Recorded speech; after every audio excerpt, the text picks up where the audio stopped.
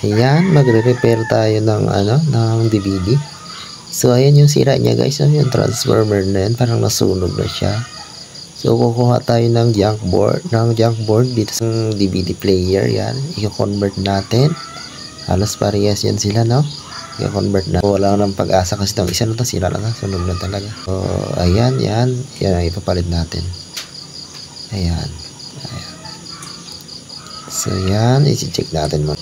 So kasi ito talaga sunog talaga itong transformer na to, sunog na.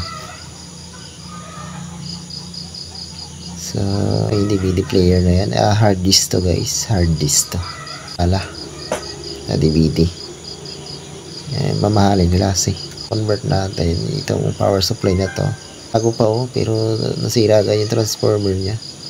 Yung power supply na yan. Ayan, yun yung problemahin natin yun. Paano natin ikabit yung wire na yan. Ayan. I-convert na natin. Ayan. Pula na yan guys ay nakakonik sa 12 volts. Yan. Nakakonik yan guys sa 12 volts. Yan. Bago na pero nasira agad. Power supply nito. Yan. I-check natin. Yan. I-convert natin. No? Yan. Yan. I-check muna natin yung ground. Saan yung ground? Saan yung 12 volts? Saan yung negative 12 volts? Kailangan sakto. Kasi pag hindi sakto, masusunog yung DVD player. Na pang anto guys, ayan.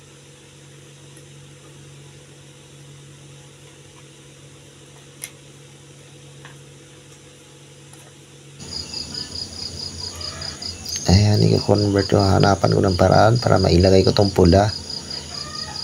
So, hanapin ko yung 12 volts. Ayan. Yan, nakita ko na dito kasi i-connect yung 12 volts. Ayan. Ayan na siya, nakakonect. 12 volts yun guys. Tapos ayan. Ito yung itim, ground yun guys. Yung itim, ground yan, yung dalawang itim.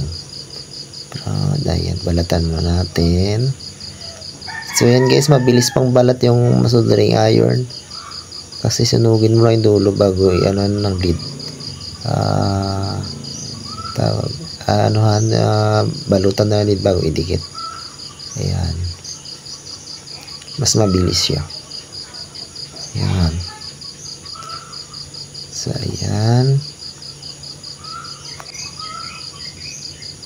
Kailangan balutin muna natin ng soldering lead yung dulo niya para kumapit bago natin idikit doon sa ground. Para dikit na dikit talaga. Ayan.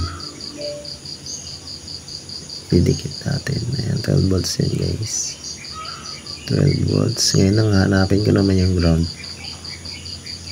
Ayan, diyan ko siya ilalagay guys sa ground na yan.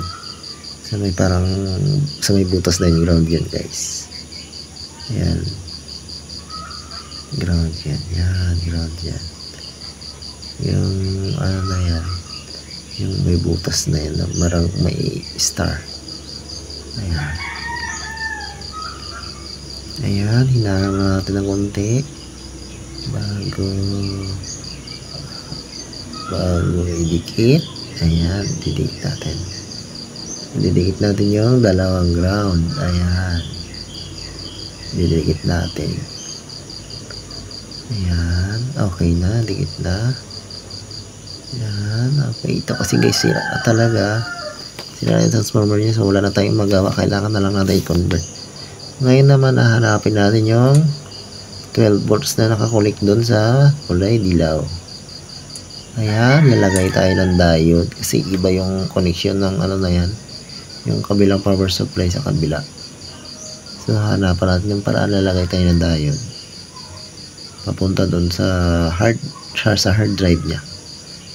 Papunta yun sa hard drive niya guys, yung connection na yun, 12 volts din yan. So, ayan. Ipunga tayo dito. I-check natin yung connection para tama. Ayan, okay. Yan guys, nabalatan natin ng ganyan. Tapos, lagyan natin lagyan natin soldering lead. Connect natin dun sa may diode na yan.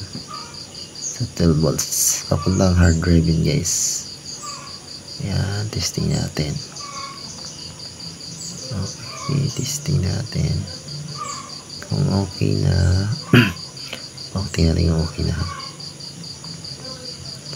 Ayan. Ayan siya guys. O, ganyan. Tapos nilagyan natin yung dalawang resistor. So, yan guys. Okay na. Yan. Yan okay na. Yan na. Umilaw na siya.